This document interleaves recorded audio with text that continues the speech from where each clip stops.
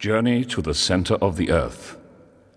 The story begins on the 24th of May, 1863, in Hamburg, when Professor Lidenbrock and his nephew Axel discover an old parchment in a 12th century book called Heims Kringla, a chronicle of the Norwegian princes who ruled over Iceland.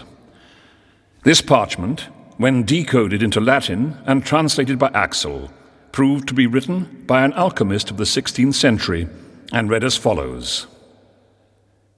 Descend into the crater of Snæfellsjökull, over which the shadow of Skataris falls, before the kalends of July, bold traveler, and you will reach the center of the earth. I have done this. Arne Segnusson. Snæfells is a 5,000 feet high mountain in Iceland, an extinct volcano, its last eruption having been in 1229. And so the journey from Hamburg to Iceland begins.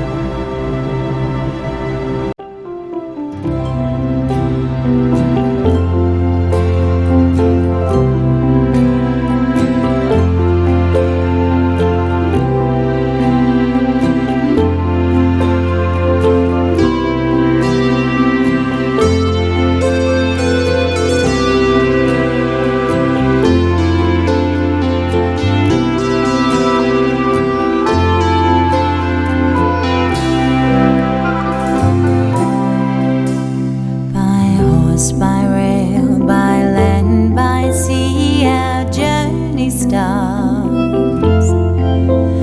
Two men incensed by one man's journey from the past. In Iceland, where the mountain stood with pride, they set off with their guide to reach the mountain side.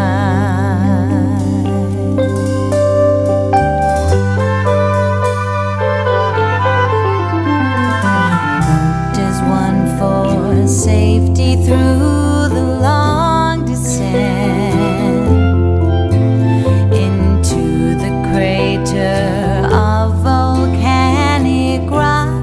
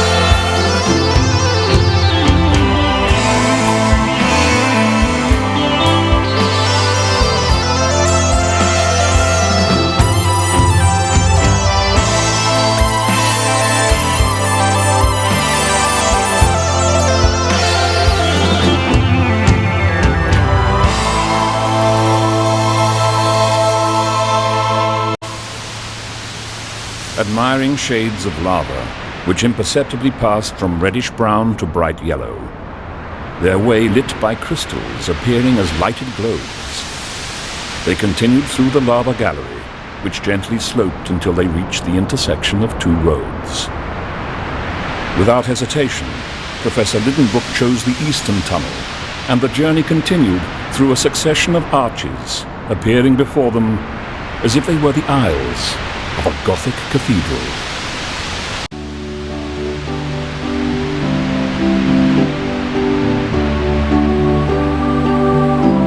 The walls were enhanced with impressions of rockweeds and mosses from the Silurian epoch.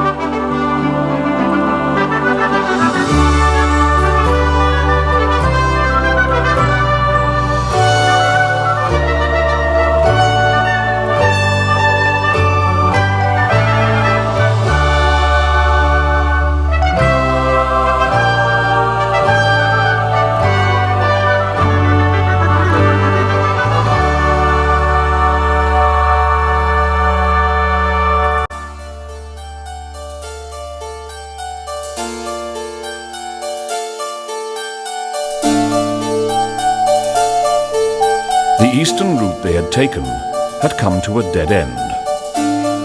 With 3 days' walk back to the fork to find Arne Saknusson's original route, they found their water rations were limited to 1 day. Knowing their only chance of finding water was on that route, they set off for the fork. And there, finally, they fell almost lifeless on the 3rd day. After sleep, they continued down the other tunnel in their quest for water, and whilst searching on his own, Hans the guide heard the sound of water thundering behind a granite wall, and with a pickaxe attacked the wall so as to allow a stream of boiling water to enter and cool in their tunnel. Not only had they found life in the water, but they had also found a flowing guide to the center of the earth. They called the stream the Hansbach.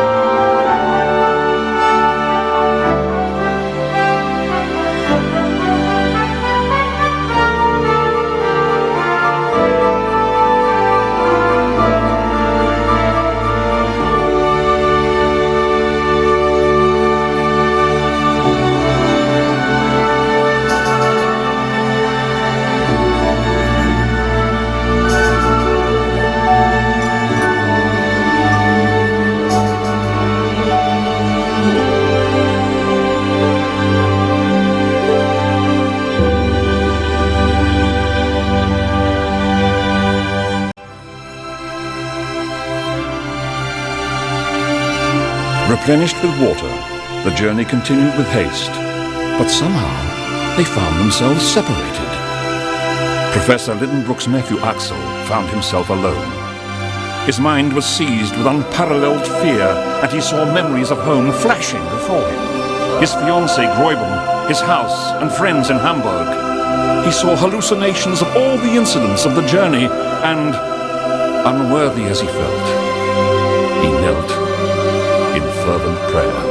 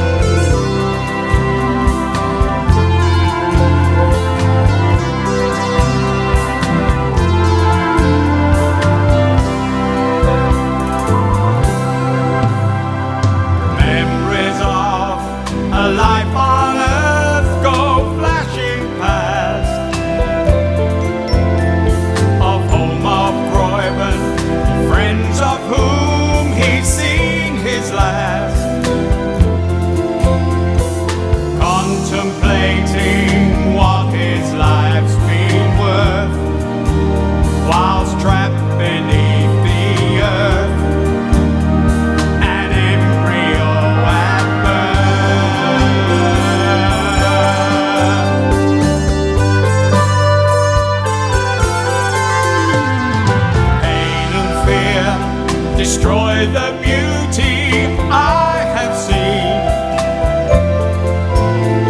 of caverns where no other man has ever been. Silurian epoch posts me as my grave. My final bow I wave, a life too late to save.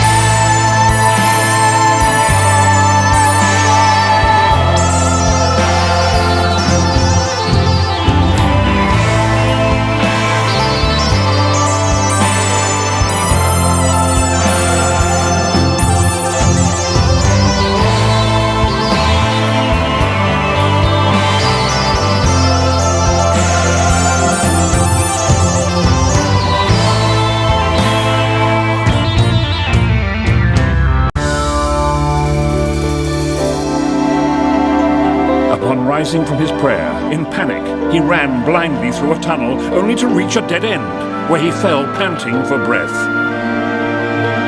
In the darkness, he cried. Voices. Voices. Voices. He heard voices.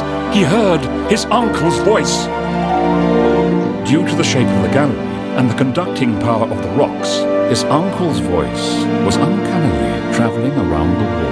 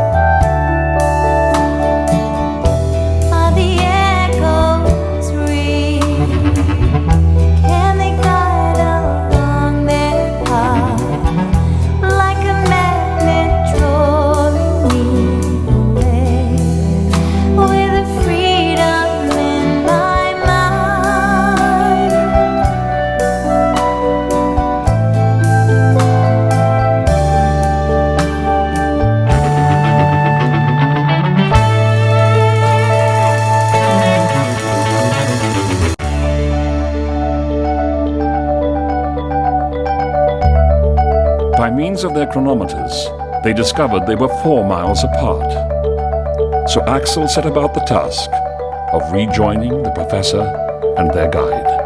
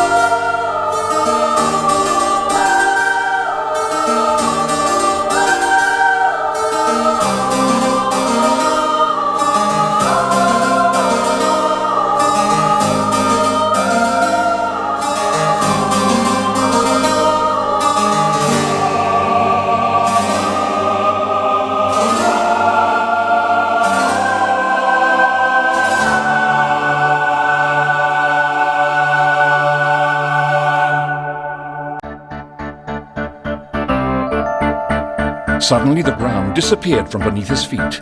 He fell down a vertical shaft, his head hitting a sharp rock. He lost consciousness. On opening his eyes, he found himself with the professor and their guide. And looking around him, he saw an ocean stretching as far as the eye could see. A giant forest of mushrooms, a line of huge cliffs, and strange clouds hung overhead as he lay on a deeply indented shore of golden sand strewn with shells. For a moment, he thought that he was back on the surface of the earth, but soon realized that they had reached a world within a world.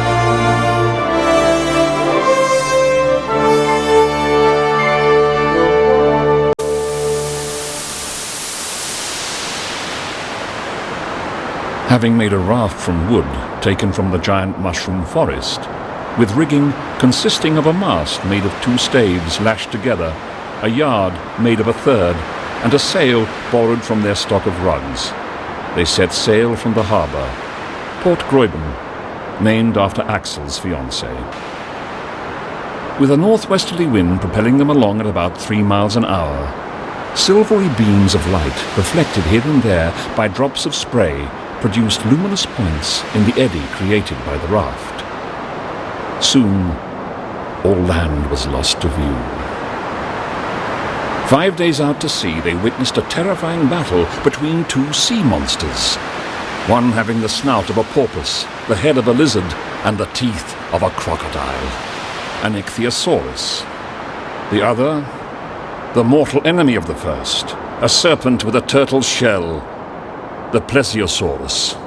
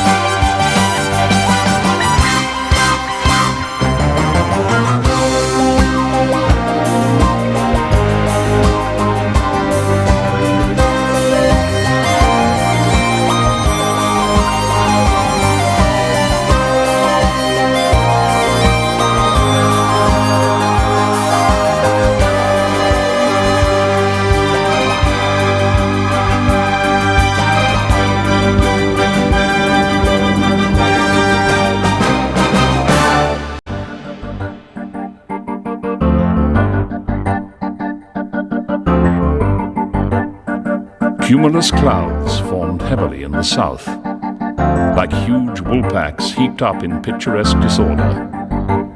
Under the influence of the breezes, they merged together, growing darker, forming a single, menacing mass.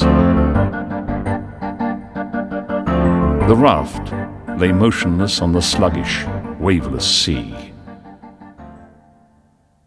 And in silence, they waited for the storm.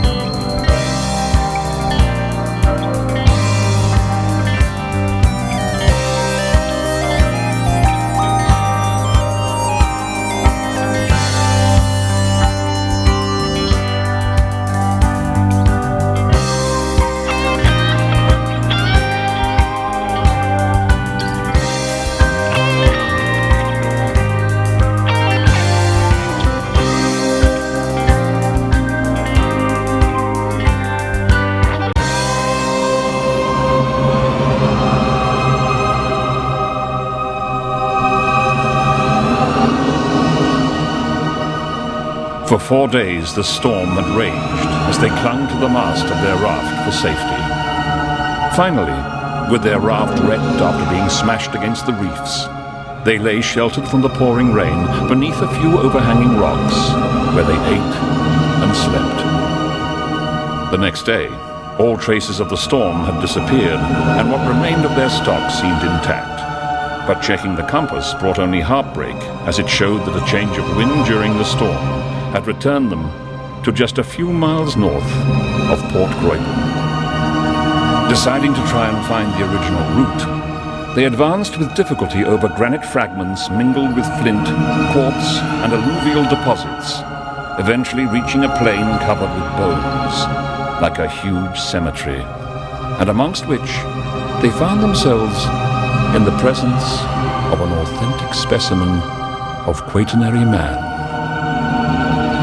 Preserved perhaps through some particularity of the soil, the body lay before their eyes, exactly as it once had lived.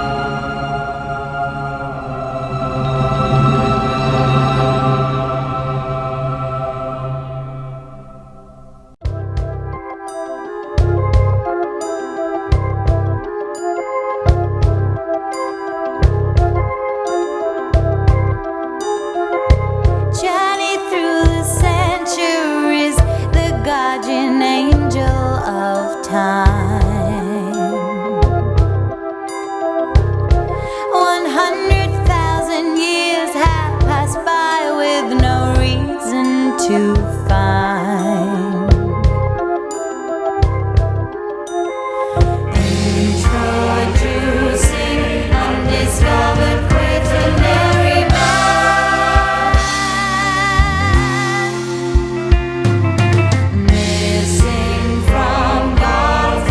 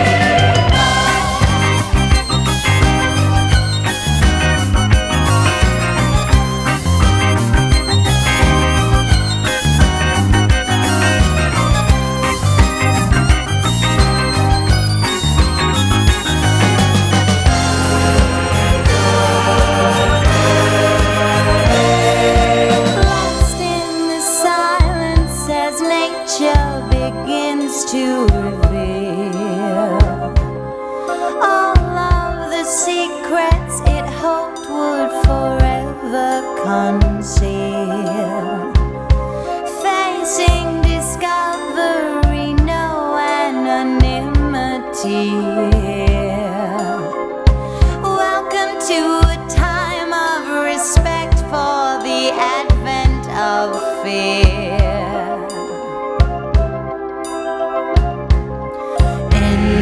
Introducing quaternary man.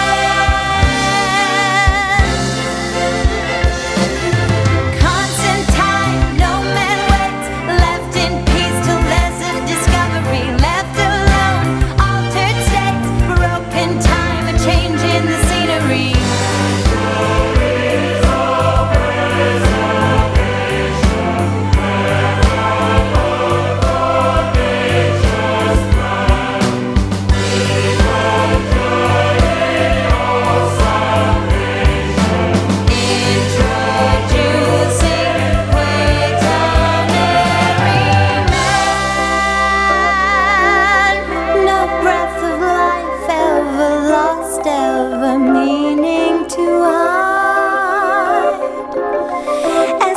Unlocks the door, all is frozen inside. Lost in an age by our side, in an age by our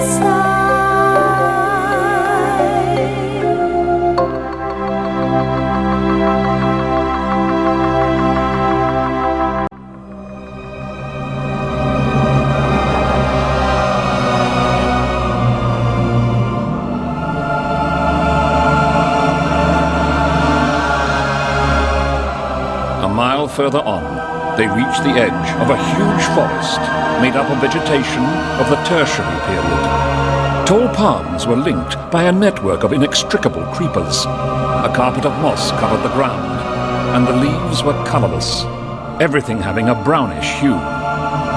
Exploring the forest, they discovered a herd of gigantic animals, mastodons, which were being marshaled by a primitive human being, a Proteus. He stood over 12 feet high, and he brandished an enormous bow, a crook worthy of this antediluvian shepherd.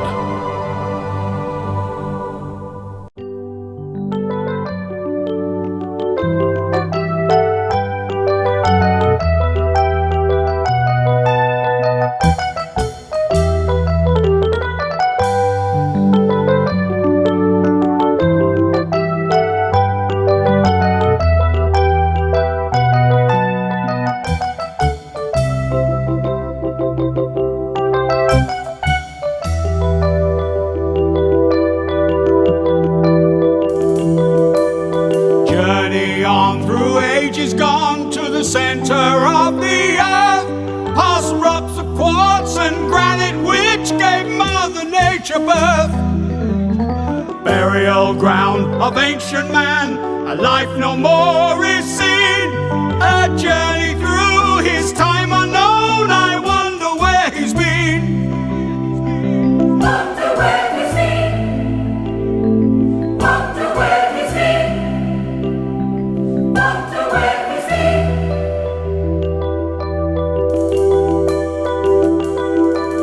The shore now gone behind the hills, the forest in our sight, rocks and distant mountains bathed in waves of blinding light. Forest from a far gone time no living man has seen. A private prehistoric world for you and I, a dream.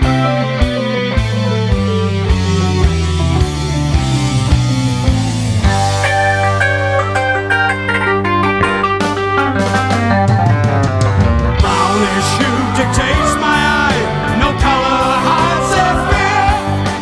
Flowers fade and dull and cold, now bleached by atmosphere.